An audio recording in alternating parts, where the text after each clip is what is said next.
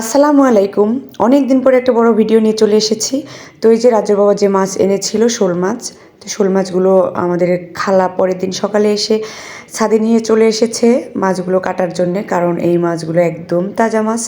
আমাদের ঘর রান্নাঘর সব একদম নষ্ট করবে, এই জন্যে ছাদে নিয়ে এসেছি যে ছাদ নষ্ট করুক তাও ঘরটা ভালো থাকুক। তো যাই হোক, এখানে বিড়াল দেখেন, দুটো বিড়াল দৌড়াদৌড়ি করছে, ওরা ঝগড়া করছে, একজন আরেকজনকে তাড়া দিচ্ছে। আর এদিকে আমার টমেটোটাও ফেলে দিয়েছে। তো টমেটোটা একদম ফ্রেশ, দেখেন কত সুন্দর একটা কালার আমার টমেটোর। আর এদিকে আমি রান্না শুরু করে দিয়েছি, মাছগুলো নিচে এনে ধুয়ে সুন্দর করে পরিষ্কার করে আমি রান্না বসিয়ে দিয়েছি।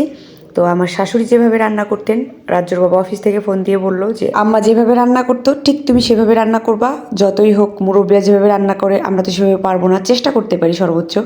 তো যাই হোক, এখানে আমি একটা হাঁড়িতে তেল দিয়ে দিয়েছি পরিমাণ মতো, আমি পেঁয়াজ দিয়ে দিয়েছি। পেঁয়াজটা একটু নরম হয়ে আসলে তখন আমি আদা রসুন জিরা বাটা দিয়েছি, হলুদ আর লবণ দিয়েছি, তারপর একটু পানি দিয়ে আমি মরিচের গুঁড়াটা দিয়ে দিয়েছি, এতে করে কালারটা সুন্দর আসে।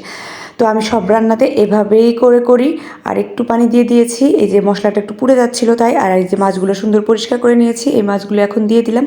তো মাছগুলো আমি আগে কষিয়ে নিচ্ছি সুন্দর করে। আমি সব রান্নাতেই গরম পানি ব্যবহার করে থাকি, আমি এখানেও গরম পানি দিয়েছি। তো একটু পানি দিয়ে দেবো এখন, হাফ কাপের মতো পানি দিয়ে মাছগুলো একটু কষিয়ে নিব। আমার শাশুড়ির হাতে রান্না কিন্তু আসলেও অনেক চমৎকার ছিল। তো মাছগুলো হয়ে গিয়েছে, এখন আমি তুলে নিচ্ছি, আমি চামিচ দিয়ে তুলে নিচ্ছি, কারণ এই মাছগুলো কষানোর পরে অনেকটাই নরম হয়ে যায়, ভেঙে যেতে পারে, তাই আগে থেকেই তুলে নিচ্ছি। আমার গলার অবস্থা খুবই খারাপ, কণ্ঠস্বরটা কেমন হয়ে গিয়েছে, ঠান্ডা লেগে একদম বসে গিয়েছে।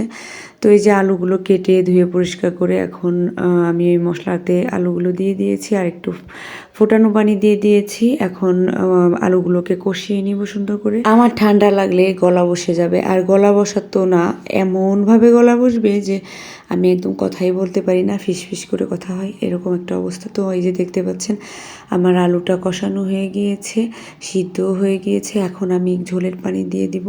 আবার সবাই মনে করবেন না এতটাই ঝোল রাখবো, আবার কিন্তু খাওয়ার সময় জাল করে নিব, কারণ রাজ্য বাবা বাসায় আসে নাই, যখন বাসায় আসবে তখন আবার জাল করে ঝোলটাকে একদম শুকিয়ে নিব।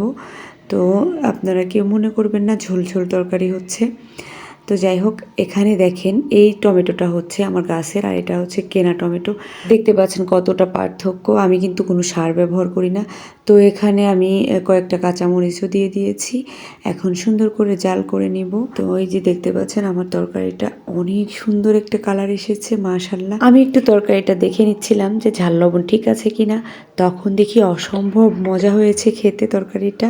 তো এই যে দেখতে পাচ্ছেন আমার তরকারি হয়ে গিয়েছে। বাসায় ধনিয়া পাতা ছিল না, তাই ধনিয়া পাতাটা দিতে পারি না। আমি কিন্তু কোনো রেসিপি দেই নাই, আমার শাশুড়ি যেভাবে রান্না করতেন আমিও সেভাবে করেছি। তো সবাই ভালো থাকবেন, আল্লাহ হাফেজ।